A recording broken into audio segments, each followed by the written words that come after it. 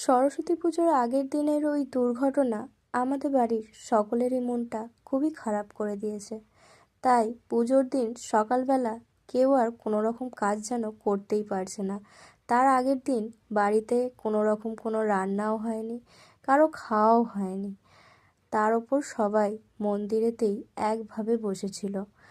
তারই মধ্যে পুজোর যেহেতু কাজ করতে হবে, তাই কিছুটা কাজ আগের দিন আগিয়ে রেখেছিলাম সবাই মিলে। পুজোর দিন সকালবেলা এবছরে মায়ের ভোগগুলো আমি তৈরি করেছিলাম, মানে ওই খিচুড়ি প্রসাদ, পায়েস, 5 রকমের ভাজা, ক্ষীর ছানা, এই সমস্ত খাবারগুলো।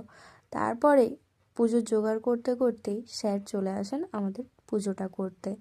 আর পুজো কমপ্লিট হতেই এদিকে এসেছিল আমার বেশ কিছু স্টুডেন্ট। তাদের সাথে দেখা করার পর আমি গিয়েছিলাম একটু ঘুরতে। যেহেতু আমাদের সব কিছু ঠিকঠাকই ছিল, শুধু মাঝখানে তারা মায়ের যে এই অবস্থা কেন হলো সেটা বুঝে উঠতে পারলাম না। তারপর আমি আর আমার বান্ধবী এবছর একটু ঘুরতে গিয়েছিলাম। তো এই ছিল সরস্বতী পুজোর দিনের ভিডিও।